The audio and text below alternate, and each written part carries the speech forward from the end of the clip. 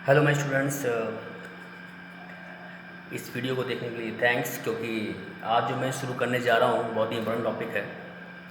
आज मैं बात कर रहा हूँ शेयरिंग स्ट्रेस वेरिएशन की। यानी कि मैं यहाँ पर ये बात बताने जा रहा हूँ कि जैसे मैंने लास्ट टाइम आपको बेंडिंग इक्वेशन को ड्राइव करके बताया था, तो उस केस में अगर कोई बीम थी और उस बीम को मैंने क्या किया था, बेंडिंग मोड अप्लाई किया था कुछ इस तरीके से। यानी कि इस तरह से मैंने बेंड कर दिया था इसको, और बेंड करने में मैंने बताया था कि न्यूट्रल एक्सिस के ऊपर क्या हो गया था, जो मैंने ऐसे बेंड करेंगे तो न्यूट्रल एक्सिस के ऊपर जाएगा टेंसाइल, नीचे आ जाएगा कंप्रेशन। अगर मैं इस तरह से बेंड करूँगा तो न्यूट्रल एक्सिस के ऊपर आ जाएगा कंप्रेशन, और न्यूट्रल एक्सिस के नीचे क्या आ जाएगा, टेंशन। चलिए, टेंशन का मतलब नहीं है, ठीक है। कुल मिला के मतलब यहाँ पर ये है कि मतलब कि मूवमेंट आएगा। यानी कि यहाँ पर सिर्फ बैंडिंग मूवमेंट की मैंने बात कही थी, तो मैंने यहाँ पर इसलिए मैंने बैंडिंग से ड्राइव की थी। वहाँ मैंने ये एज्यूम किया हुआ था या कंसिडर किया हुआ था कि सिर्फ वहाँ पर बीम में बैंडिंग मूवमेंट है, ठीक है। तो बैंडिंग मूवमेंट को इस तरह से अप्लाई किया गया था। तो वहाँ पर उस केस के लिए हमने जो बैंडिंग से ड्राइव की थी, सिग्मा सिग्मा आपको याद होगा, sigma upon Y equal to M upon I equal to capital E upon R. मगर यहाँ पर हमको फाइंड आउट करना है कि अगर बीम बेंड हो जाती है तो बीम बेंड होने के बाद इस पर्टिकुलर क्रॉस सेक्शन पर जिस तरीके से न्यूट्रल एक्सिस के ऊपर बेंडिंग स्ट्रेस आएगा, यानी कि नॉर्मल स्ट्रेस आएगा, तो उसी तरीके से इस क्रॉस सेक्शन पर अगर बीम का कोई क्रॉस सेक्शन होगा तो इस क्रॉस सेक्शन पर सी एस भी आएगा। और अगर सी एस आएगा तो उसको हम सॉल्व करेंगे। एक मैंने यहाँ पर बीम एज्यूम किया हुआ, मैंने तुम्हें दिखाने के लिए इसे बताया है कि ये रेक्टेंगल शेप दिया, रेक्टेंगल नहीं है। अभी बीम का कोई भी शेप है उसको बेंड कर दिया गया। बेंड करने की वजह से हमें ये फाइंड करना है कि इस पर्टिकुलर क्रॉस सेक्शन पर सी एस की वैल्यू कितनी आएगी। तो हम करेंगे क्या, यहाँ पर बीम का एक छोटा सा पार्ट ले लेंगे। इसको मैं मान लेता हूँ कि ये आपका dx लेंथ है, यानी कि जो हमने क्या किया है, बीम का dx लेंथ ले लिया है। आपको पता है कि अगर मैं dx ले लेता हूँ तो यहाँ पर जो मूवमेंट होगा, इस क्रॉस सेक्शन पे जो मूवमेंट होगा और इस क्रॉस सेक्शन में जो मूवमेंट होगा, ऑब्वियस सी बात है कि यहाँ पर इस पर्टिकुलर क्रॉस सेक्शन में जो मूवमेंट होगा और इस पर्टिकुलर क्रॉस सेक्शन में मूवमेंट जो होगा वो डिफरेंट होगा, वो सेम नहीं होगा। तो मैं काम कर रहा हूँ कि यहाँ पर एक मैं बीम को कंसीडर कर रहा हूँ। ये जो dx लेंथ मैंने जो कंसीडर किया हुआ था उसको मैं यहाँ पर दिखा दे रहा हूँ।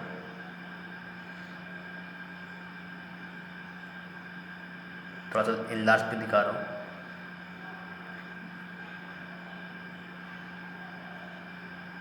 अब देखिए मैंने क्या बोला, मैंने बोला कि यहाँ पर यानी कि अब बीम तो और लंबी भी होगी, ठीक है। बीम तो पूरा से जाएगा।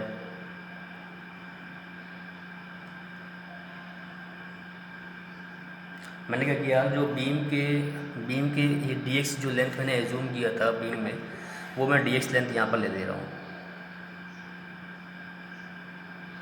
अब मैंने यहाँ पर जो dx लेंथ जो मैंने कंसीडर कर लिया है, ओके। अब मैं करूँ क्या कि मैंने क्या बताया था कि भाई हर एक अगर लेंथ पे चलोगे तो अगर यहाँ पर जो मोमेंट होगा वो यहाँ पर मोमेंट नहीं होगा। अगर मैं इसका B M D diagram draw करूँगा तो आपने देखा था कि हर लेंथ के बाद मोमेंट डायग्राम क्या होता है, मोमेंट चेंज हो जाता है, ठीक है। तो उसी तरीके से अगर मैंने यहाँ पर ये जूम कर लिया कि यहाँ का जो मोमेंट होगा, इस पर्टिकुलर प्रोसेस में जो मोमेंट था वो मैंने मान लिया। अगर मैंने यहाँ पर मैंने मान लिया, अगर इस साइड मैंने मान लिया, इस साइड मैंने मान लिया कि मोमेंट m था, तो इस साइड मोमेंट क्या होगा, m प्लस डी एम हो जाएगा। ओके, इतनी बात समझ में आ रही है। मतलब कि यहाँ पर कहने का मतलब ये है कि जो इस पर्टिकुलर क्रॉस सेक्शन मोमेंट की वैल्यू थी वो यहाँ पर नहीं रहेगी। जो dx लेंथ बढ़ने पर मोमेंट में कुछ ना कुछ चेंजमेंट आएगा। अब ये इंक्रीज़ कर रहा है डिक्रीज़ कर रहा है, डिपेंड करेगा कैसा है कैसा नहीं है बीम में, वो उससे मतलब नहीं। इतना मतलब है कि यहाँ पर dx लेंथ पर मूवमेंट की वैल्यू चेंज जाएगी, ठीक है। अब मैंने ये मान लिया कि इस साइड से जो मूवमेंट था इधर आकर मूवमेंट क्या होता है, बढ़ जा रहा है, ठीक है। अगर आप इस साइड मूवमेंट मान लीजिए m और इस साइड बढ़ा लीजिए m प्लस डी एम, तो भी कोई दिक्कत वाली बात नहीं है। हाँ, लेकिन ये है कि आपको ये पता है कि यहाँ पर क्या है, यहाँ पर क्या लगता है, नॉर्मल स्ट्रेस लगता है, जिसको आप बेंडिंग स्ट्रेस बोलते हैं। तो मैंने क्या किया हुआ है, मैंने यहाँ पर एक आर एस लिया था और इस पॉइंट को मैंने बोल दिया है पी क्यू पॉइंट। तो यहाँ पर भी हम क्या निकाल सकते हैं, बेंडिंग स्ट्रेस निकाल सकते हैं। अब होगा क्या एक्चुअल में, यहाँ पर भी लग रहा है बेंडिंग स्ट्रेस, यहाँ भी लग रहा है बेंडिंग स्ट्रेस। अब यहाँ पर एक नेट फोर्स काम करेगा, यानी कि इस साइड वाला जो आप बेंडिंग स्ट्रेस की वैल्यू है, यानी कि सिग्मा बी का जो फॉर्मूला है आप यूज़ करिए। तो यहाँ पर यूज़ करते तो formula movement upon I upon area, तो यहाँ क्या हो जाएगा, यहाँ पर जो अगर एक स्ट्रेस की बात करोगे, नॉर्मल स्ट्रेस की बात करोगे, तो M upon I into Y, तो यहाँ पर तो जो मूवमेंट है इस पर्टिकुलर सेक्शन क्या है, एम प्लस डी एम है, तो M plus D M multiply by क्या हो जाएगा, वाई। और इस साइड जो सिग्मा बी की वैल्यू होगी वो कितनी हो जाएगी, M upon I into Y हो जाएगा। क्लियर। अब अगर मैं यहाँ पर क्या करूँ, अगर मैं नेट फोर्स फाइंड आउट करूँ, ये भाई स्ट्रेस है, और कभी भी क्या करते हैं, स्ट्रेस को तो बैलेंस करते नहीं हैं लोग, आपको पता है कि फोर्स, यानी कि यहाँ पर जो नेट फोर्स होगा, अब वो फोर्स अगर इधर से इस साइड से ज़्यादा होगा या इस साइड से ज़्यादा होगा, ऑब्वियस बात मूवमेंट ज़्यादा है तो फोर्स की वैल्यू इधर ही ज़्यादा होगी। तो अगर इधर फोर्स ज़्यादा होगा तो ऑब्वियस बात है कि ये एक फोर्स इधर से लग रहा होगा, एक फोर्स इधर से लग रहा होगा, तो जो फोर्स ज़्यादा हो जाएगा तो वो फोर्स क्या, जो फोर्स ज़्यादा हो जाएगा तो जो लेयर है वो इधर को ही मूव करेगी, यानी कि ये ऐसे दो लेयर होगी, ठीक है। अब जो नेट फोर्स इधर वाला ज़्यादा हो जाएगा, इधर वाला कम हो जाएगा, तो ऑब्वियसली ये लेयर इधर मूव करना शुरू कर देगी। तो यानी कि ये जो आपका आर्क लेयर है वो इधर मूव होना शुरू हो जाएगा। अब क्योंकि बीम बेंड होने के बाद भी ये जो लेयर है इधर इस साइड मूव नहीं कर पाएगी, यानी कि ये लेयर ऐसे है, तो ये जो लेयर है इस पर नेट फोर्स जो इधर लग रहा है, तो ये लेयर इधर मूव करना चाहेगी लेकिन नहीं मूव करेगी, क्योंकि इस लेयर और इस लेयर के बीच में, यानी यहाँ पर इस पर्टिकुलर एरिया में इस पर एक फोर्स काम कर रहा होगा इस नेट फोर्स के अपोज में, ताकि ये लेयर मूव ना कर पाए, उसको हम बोलेंगे शियर फोर्स। यही शियर फोर्स इस फोर्स को रोक के रखेगा, अदरवाइज क्या होता है, ये लेयर मूव कर जाती है। तो यहाँ पर ये जो शियर फोर्स इस लेयर के बीच में आएगा, यानी कहने का मतलब ये, अगर यहाँ पर इसको थोड़ा सा मैं इसे दिखाने की कोशिश कर रहा हूँ क्रॉस सेक्शन में, तो अगर मैं इसको थोड़ा अलग से दिखाऊँ तो समझने की कोशिश करिएगा कि जो ऊपर वाला पोर्शन है, कि भाई देखिए ऑब्वियसली बात है, इस साइड का जो फोर्स है वो ज़्यादा हो जाएगा और इस साइड का फोर्स क्या है, कम है। तो ये जो पी क्यू है ये आर एस है, तो ऑब्वियसली बात है अभी तो ये आपका ज़्यादा न्यूट्रल एक्सिस, तो इसके नीचे भी तो लेयर होगी, तो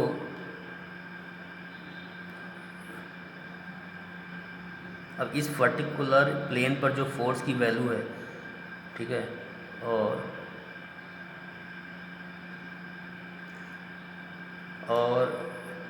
तो ऑब्वियसली बात है, जब ये फोर्स और एक फोर्स ये लग रहा था, अगर फोर्स निकालोगे तो आपको पता था कि क्या कहते हैं, ये जो सिग्मा बी है, ये स्ट्रेस को चेंज करना होगा फोर्स में, तो इस स्ट्रेस में एरिया का मल्टीप्लाई कर दोगे, और इस स्ट्रेस में अगर एरिया का मल्टीप्लाई कर दोगे तो फोर्स बन जाएगा। नेट फोर्स निकालोगे तो नेट फोर्स इसमें से इसे सब्ट्रैक्ट कर दिया जाएगा, ठीक है, इसमें सब्ट्रैक्ट कर दिया, नेट फोर्स मिल जाएगा आपको। जब नेट फोर्स निकालोगे तो ऑब्वियस बात है, ये मूवमेंट ज़्यादा है तो इस साइड फोर्स ज़्यादा होगा, तो ये लेयर जो होगी इधर मूव कर जाएगी। यानी अगर इसका ये शेप देखा जाएगा तो यानी कि इस पर्टिकुलर में स्लाइडिंग होना शुरू हो जाएगी, यहाँ स्लाइडिंग होना शुरू हो जाएगी, मतलब ये कुछ ऐसा हॉल होगा। ये नीचे लेयर है और ये ऊपर वाला जो डिब्बा है, ठीक है, ये लेयर इधर मूव होना शुरू हो जाएगी और ये ऐसे, समझ गए। मतलब कहने का ये है कि ये स्लाइडिंग शुरू हो जाएगी इस लेयर के बीच में, ये अपना टूट जाएगा, तो यानी ये इधर मूव कर जाएगा। तो यहाँ पर इस पर्टिकुलर एरिया की बात करेंगे, यानी कि यहाँ पर भी अगर बात करूँगा तो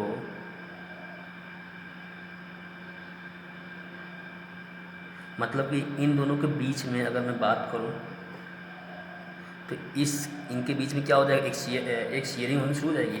तो मतलब कि ये जो आपका नेट फोर्स की वजह से ये जो ऊपर वाला लेयर है इधर भागना शुरू हो जाएगा और ये लेयर इधर मूव करना शुरू हो जाएगी। अब एक्चुअली में यहाँ पर ऐसा हो नहीं पाता, क्यों नहीं हो पाता, क्योंकि नेट फोर्स यहाँ पर काम कर रहा होता है। नेट फोर्स यहाँ पर जो इंक्रीज में घटा के जो वैल्यू निकाली गई है, ये तो स्ट्रेस है, इसको फोर्स में कन्वर्ट करेंगे, तो इसको फोर्स में कन्वर्ट करेंगे, फिर नेट फोर्स फाइंड करेंगे। तो नेट फोर्स को बैलेंस कौन करता है, नेट फोर्स को बैलेंस करेगा शियर स्ट्रेस। अगर इसको यहाँ पर मैं दिखाने की कोशिश करूँ,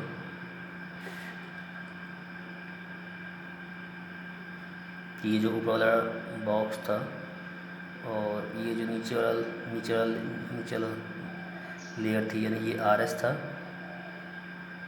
अब ये दिखा रहा हूँ ये मूव कर रहा है।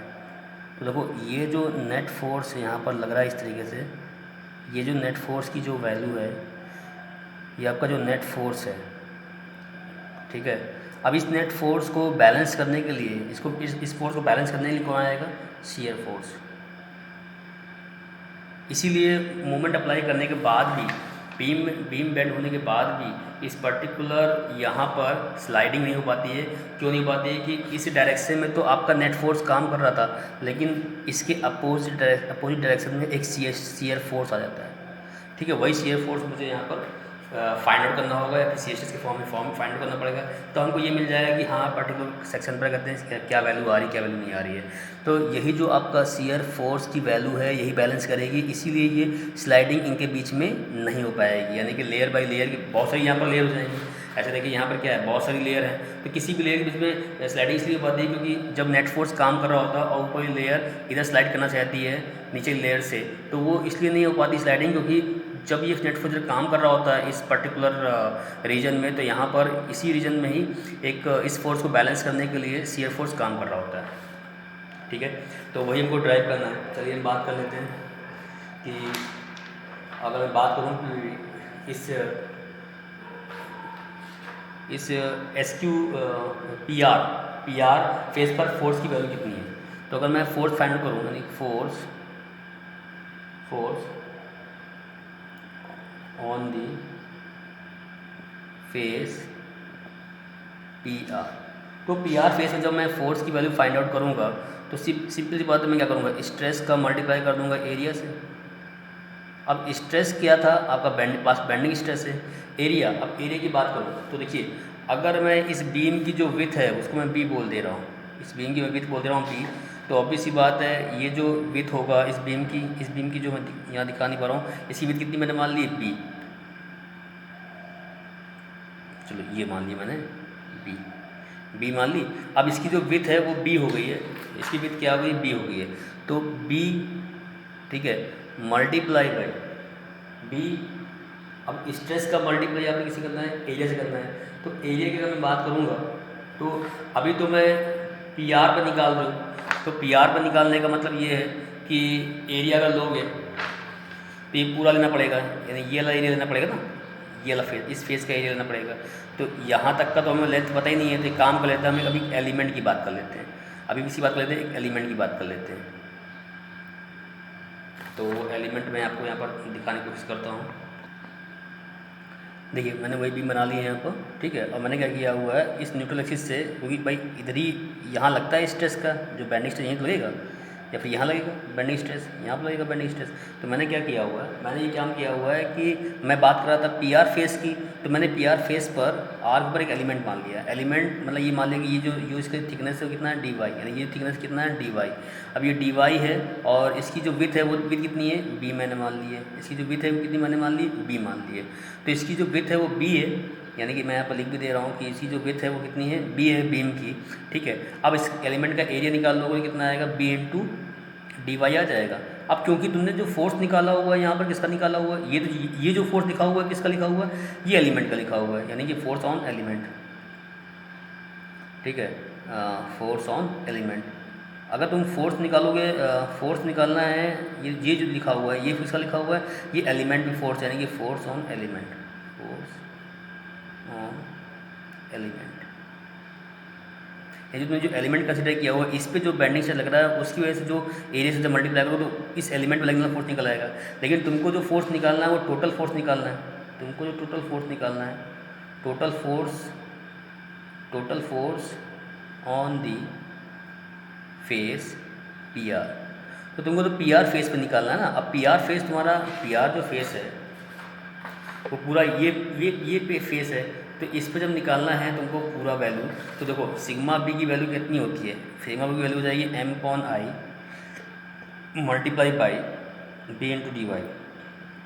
मगर ये तो पर्टिकुलर जो अपने स्ट्रेस निकालते हो एक पर्टिकुलर जिस वाई की बात करोगे वहाँ पर निकालता है, ठीक है। लेकिन यहाँ पर तुमको जो पूरे पे निकालना है, तुमको तो पूरे को निकालना है, तो एक काम करना पड़ेगा, क्या करना पड़ेगा, लिमिट अप्लाई करनी पड़ेगी यहाँ पर, ठीक है।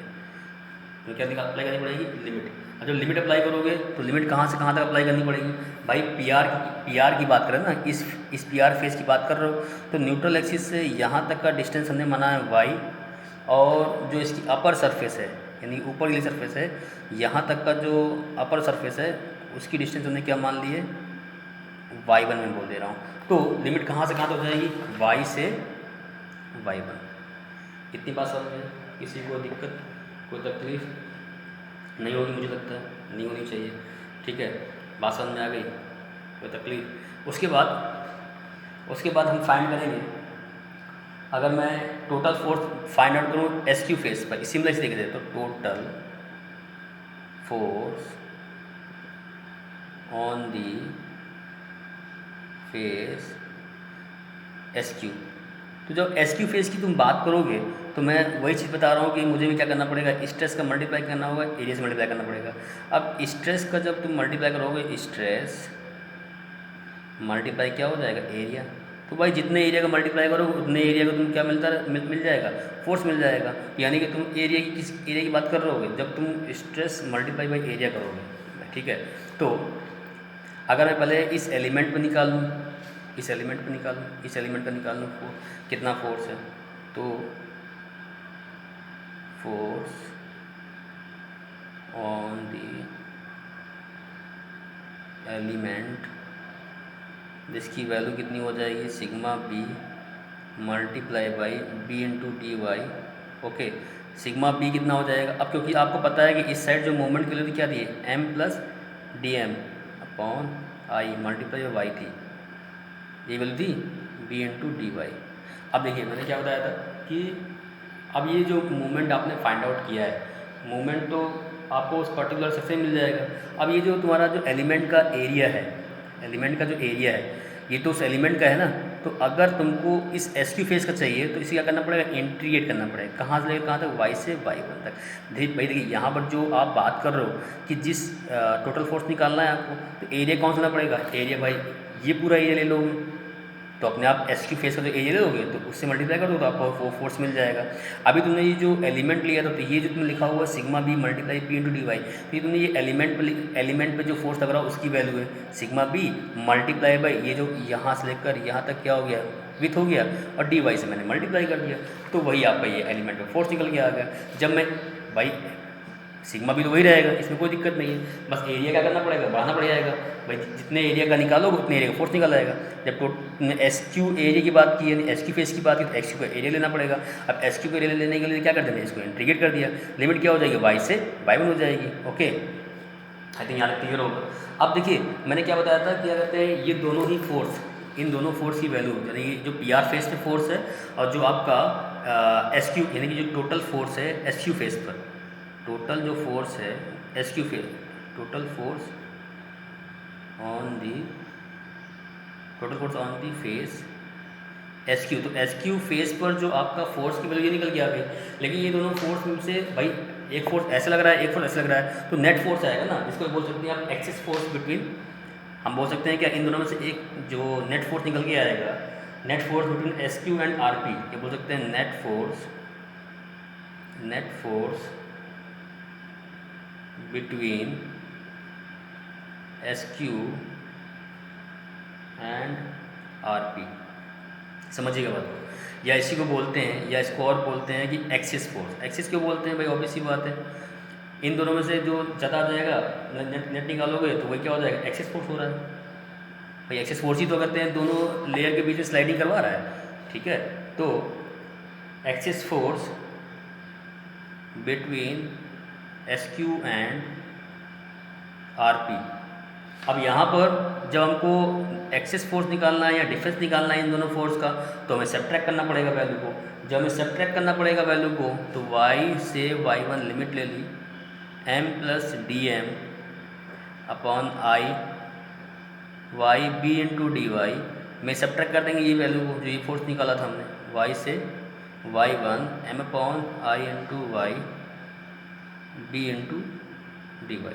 सब्ट्रैक्ट कर लो वैल्यू को भाई, तो जो आपका एक्सिस फोर्स की वैल्यू आएगी Y one upon I Y B into D Y plus integration Y one D M upon I Y B into D Y minus Y one upon I Y B into D Y. अब देखिए ये जो value है और ये जो value है वो सेम है, कैंसिल हो गया। जो नेट फोर्स निकल कर आएगा वो वैल्यू क्या आएगी, इंटीग्रेशन वाई से Y one D M upon I multiply by Y B into D Y. This is the value of axis force between R S and P Q.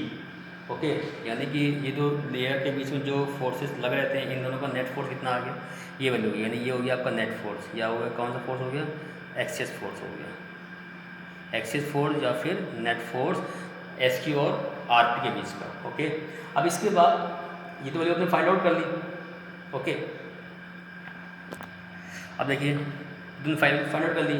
अब एक काम कर लेते हैं हम, ये जो इसमें जो एक्सिस फोर्स में जो वैल्यू आई थी, यानी कि जो आपका एक्सिस फोर्स जो था, axis force between R S and P Q की जो वैल्यू आई थी इंटीग्रेशन वाई से Y one D M divide by moment of inertia Y into B into D Y, ये मैं जो निकाला था। अब इसके बाद अगर मैं थोड़ा सा ध्यान दीजिएगा, y से y1 Y B into D Y को मैं क्या लिख सकता हूँ, इसको मैं लिख सकता हूँ एरिया इंटू वाई बार। यानी कि ये जो वैल्यू लिखी हुई है इसको हम बोल सकते हैं moment of area of the face PR about the neutral axis।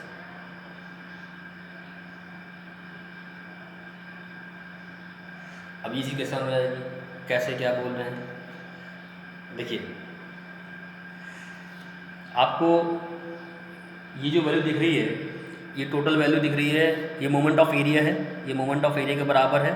ठीक है, किसके अबाउट, न्यूट्रल एक्सिस के अबाउट। इसको अगर देखा जाए ध्यान से, अगर मैं इसको सॉल्व कर लूँ, देखिए अगर मैं इसको सॉल्व करूँ वाई वन से, इसको मैं बताना नहीं चाहिए था लेकिन बता दे रहा हूँ ताकि आपको कन्फ्यूजन दूर हो जाए, दिक्कत ना हो। ठीक है, ज़रूरत नहीं थी यहाँ पर बताने की इतना कुछ। अब देखिए इसको अगर मैं इंटीग्रेट करूँ तो वैल्यू क्या आएगी, B into Y square, Y से कितना आ जाएगा, वाई वन, यही वैल्यू आएगी इसको इंटीग्रेट नहीं पर। इसको अगर मैं सॉल्व करूँ तो बी वाई वन का स्क्वायर माइनस क्या आ जाएगा, वाई का स्क्वायर आ जाएगा, बी इसको लिखते हो, अच्छा B sorry Y square by two भी तो होगा, वाई वन प्लस वाई और Y one minus Y upon क्या था, टू था। इसको अगर देखिए ध्यान से तो B Y one minus Y divide by, sorry इसको डिवाइड बाई टू भी नहीं लिख रहा हूँ साथ में, यहाँ लिखता हूँ Y one plus Y upon to.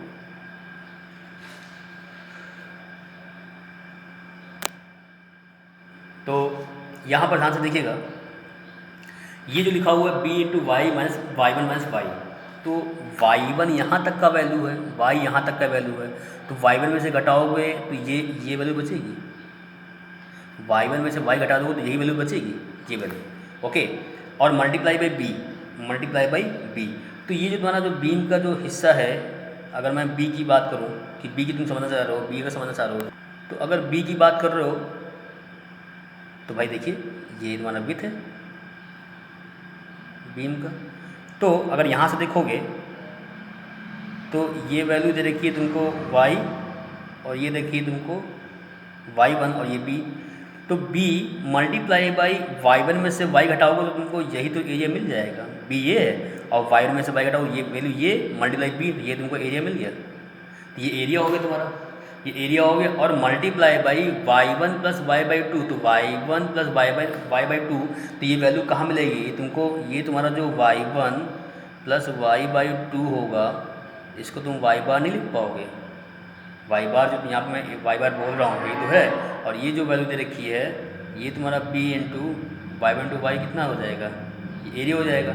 इसीलिए मैं कह रहा हूँ कि यहाँ पर क्या है, moment of area. Moment of area किस फेज़ की बात कर रहा हूँ, पीआर फेज़ की बात कर रहा हूँ, यानी इस फेज़, इधर इस फेज़ की बात कर रहा था। ठीक है, तो कोई दिक्कत नहीं, आप किसी फेज़ की बात कर लो, उससे कोई दिक्कत नहीं आएगी। इस फेज़ की बात कर रहा था तो वो फेज़ बराबर ही है। ठीक है, तो मेरे कहने का मतलब ये है कि यहाँ पर जो ये जो वैल्यू है, ये मैंने आपको बता दिया, आपने मैकेनिक्स से पढ़ा भी है कि इस वैल्यू को मैं लिखता हूँ एरिया इंटू वाई बार, यानी कि क्या है आपका मोमेंट ऑफ एरिया है। ठीक है, मोमेंट ऑफ एरिया आप जानते हैं क्या फॉर्मूला होता है कि वो पॉइंट जहाँ पर टोटल एरिया काम कर रहा होता है, उस पॉइंट से लेकर जिस पॉइंट के अबाउट आप फाइंड आउट कर रहे हो मोमेंट ऑफ एरिया, ये मोमेंट फाइंड करो उस एरिया का, अगर वो वैल्यू क्या हो जाएगी टोटल एरिया, उस बॉडी का टोटल एरिया, और वो पॉइंट कौन सा सेंट्रॉइड तक का डिस्टेंस होता है जिस पॉइंट का अबाउट निकाल दो, तो वही क्या हो जाता है मोमेंट ऑफ एरिया होता है। तो वही मैंने लिख दिया है यहाँ पर, बात समझ आ गई होगी आपकी। ठीक है, तो यही मैंने लिखा हुआ है एरिया इंटू वाई बार, इसी कंसेप्ट को मैंने यूज़ कर लिया है यहाँ पर। अब ये बात समझ में आपको आ गई है। अब एक बात समझने की कोशिश करिएगा कि ये जो आपका नेट फोर्स है या एक्सिस फोर्स है, ये इसको कौन बैलेंस करेगा, इसको बैलेंस करेगा शियरिंग स्ट्रेस, ये शियरिंग फोर्स इसको बैलेंस करेगा। ठीक है, this axis force will be this axis force is balance bye shearing force. Okay, तो ये जो आपका एक्सिस फोर्स था ये इसे कौन बैलेंस करेगा, इसको बैलेंस करेगा आपका शियर फोर्स। तो शियर फोर्स की अगर मैं वैल्यू निकालूं, तो मैंने मान लिया उस पर्टिकुलर प्लेन पर, यानी कि आप देखिए ये एक प्लेन दिख रहा है आपको, यानी ये ऊपर क्लियर हो जाएगी आर एस वाली और नीचे क्लियर हो जाएगी वाली, तो ये शिफ्ट होगी। तो यानी कि अगर मैं यहाँ पर लगने वाली शियर फोर्स, इस एरिया की शियर फोर्स की बात करूँ, तो यहाँ पर जो लगने वाला शियर स्ट्रेस है मैंने मान लिया है कितना है, शियर स्ट्रेस टाउ मान लिया, मल्टीप्लाई क्या हो जाएगा, एरिया हो जाएगा। तो शियर स्ट्रेस की वैल्यू हो गई टाउ, और एरिया की अगर बात करेंगे तो एरिया कितना हो जाएगा भाई बी, और ये जो लेंथ हमने मानी थी ये कितनी मानी थी, dx मानी थी, तो b मल्टीप्लाई बाई क्या हो जाएगा, dx हो जाएगा। यही तो होगा, इस जो भी हमने लेंथ मानी थी भाई, यही तो वैल्यू आएगी, यही तो इसी प्लेन में शियर फोर्स होगा भाई। ये जो प्लेन और नीचे ये प्लेन, ठीक है, यानी ये प्लेन ऐसे था, अब ये जो ऊपर लेयर थी ये ऐसे शिफ्ट हो जाएगी, तो यही तो ये वाला एरिया तो लेना पड़ेगा हमको। तो वही आर एस के बीच में ये जो एरिया लिया हुआ है मैंने, तो यहाँ पर अब मैं क्या कर सकता हूँ, दोनों को इक्वल कर सकता हूँ। तो दोनों को इक्वल करूँगा, यानी कि this axis force is balance by a shearing force acting along R S. तो ऑब्वियस सी बात है, जो आपका एक्सिस फोर्स है, एक्सिस फोर्स मतलब y से y1 dm upon I Y D D Y equal हो जाएगा शियर फोर्स के। अब एक्चुअली में मुझे यहाँ पर लिखना चाहिए था D M upon I multiply by area into Y bar लिखना चाहिए था, tau into B into D X. अब यहाँ से मैं अगर लिखूँ tau equal to D M upon D X, tau equal to area into Y bar divide by I into B. ठीक है, ये तुम्हारा ड्राइव होके आ गया, यानी कि ये जो फॉर्मूला ड्राइव होके आया है जिसको आप बोल रहे हो shear stress D M upon D X multiply by area into Y bar divide by I into B, ये फॉर्मूला ड्राइव होके आ गया। ठीक है, तो यहाँ पर ये जो D M upon D X है ये कुछ और नहीं है, इसको हम बोलते हैं शियर फोर्स, इसको हम कैपिटल एस से रिप्रेजेंट करते हैं। तो टाउ इक्वल टू हम लिख पाएंगे capital S area Y bar upon I into B, ये में टाइप करना होता है। ये एक जनरल फॉर्मूला निकल कर आया है। अब पर्टिकुलर कैसा भी क्रॉस सेक्शन है, रेक्टेंगुलर है, सर्कुलर है, आई सेक्शन है, कैसा भी सेक्शन होगा उसके अकॉर्डिंग हम क्या करेंगे, शियर स्ट्रेस की वैल्यू उस पर्टिकुलर क्रॉस सेक्शन पर निकाल पाएंगे। ओके, चलिए आज के लिए इतना काफ़ी है और मुझको लगता है कि आप इस वीडियो को देखेंगे तो समझेंगे, आपको चीज़ें क्लियर काफ़ी होंगी। तो वीडियो देखने के लिए थैंक्स। अच्छा लगे तो समझ में चीज़ें आ जाएँ तो वीडियो को लाइक कर दीजिएगा, ठीक है। अगर आप मेरे वीडियो लेक्चर में पहला लेक्चर देख रहे हैं ये, तो इससे पहले के जो वीडियो लेक्चर है उनको भी देखिए, तभी आपको क्लियर होंगी चीज़ें। ओके, तो देखते रहिए, चीज़ें समझते रहिए, जो नहीं समझ में आता है उसको कमेंट बॉक्स में डालते रहिए, तो मैं उसे इम्प्रूव करता रहूँगा। Okay, thank you.